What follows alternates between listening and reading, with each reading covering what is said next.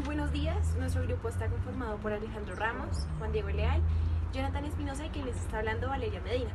Nosotros nos encargamos de hablar del ámbito cultural del municipio de Puerto Nariño, Amazonas. Para comenzar vamos a hablar sobre la música y los cantos que se practican en estas comunidades.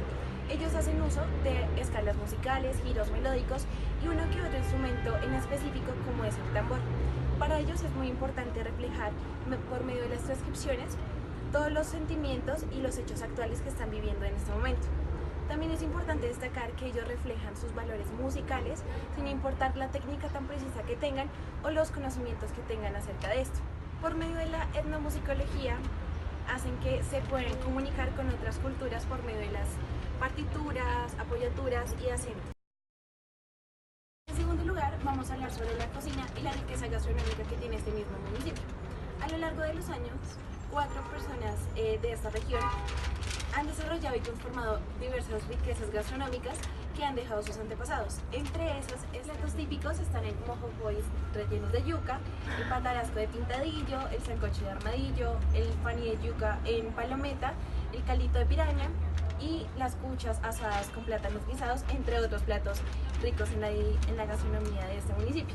Asimismo, en este territorio se siembran algunos frutos como es el huito, la poma rosa blanca, la cocona, el naicú, la palma bacaba, el ortigo, el chontaduro, el ñame y entre otros frutos más.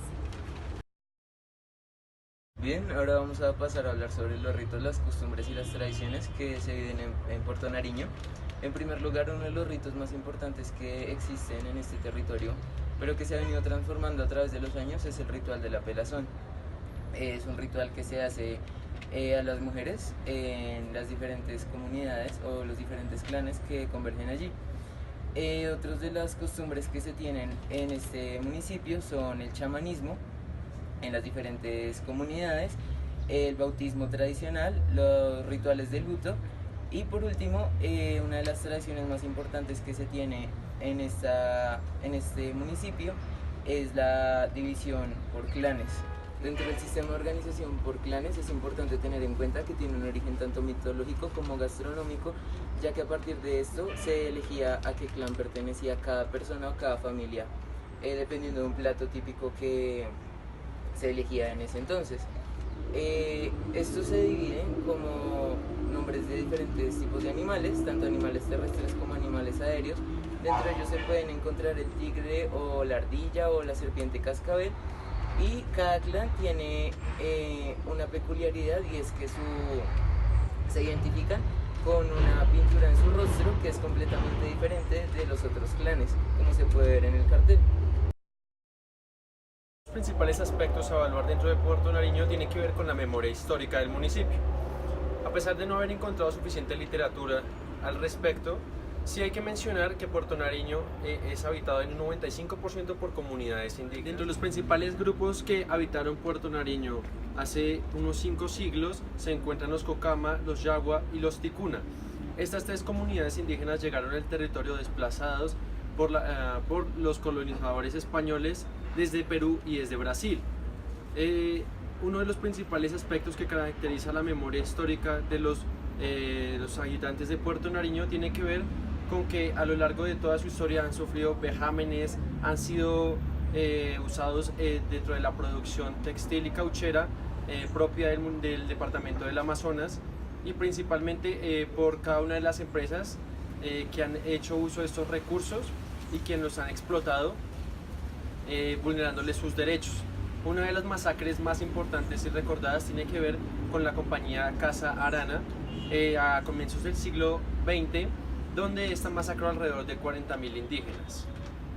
Por estas razones, más de un pueblo indígena fue destruido completamente, sus tradiciones y culturas orales también fueron perdiéndose en el tiempo y por lo tanto los indígenas comenzaron un proceso que les permitiera a ellos y en el país donde actualmente viven poder restaurar sus derechos, poder preservar su soberanía y sobre todo salvaguardar su patrimonio inmaterial.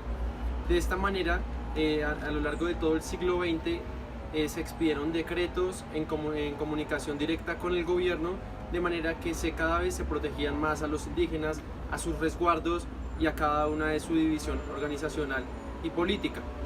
Fue llegado nomás hasta la Constitución de 1991, donde finalmente a los indígenas se les otorgaron sus derechos fundamentales.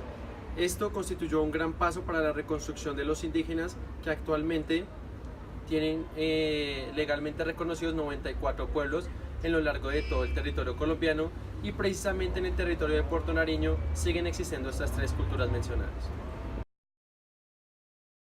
Además, como la mayoría de los habitantes son de comunidades indígenas, estos cuentan con oficina de coordinación de turismo y cultura, y también cuentan con una oficina de deporte y recreación.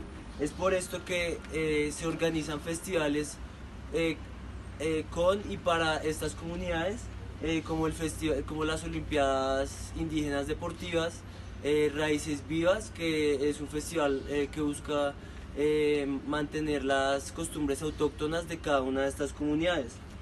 Además, también existen sitios de interés cultural que mantienen la cultura de estas comunidades, como los dos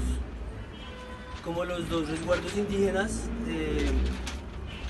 Ríos de Cotuje y Puerto Nariño, que quedan relativamente muy cerca.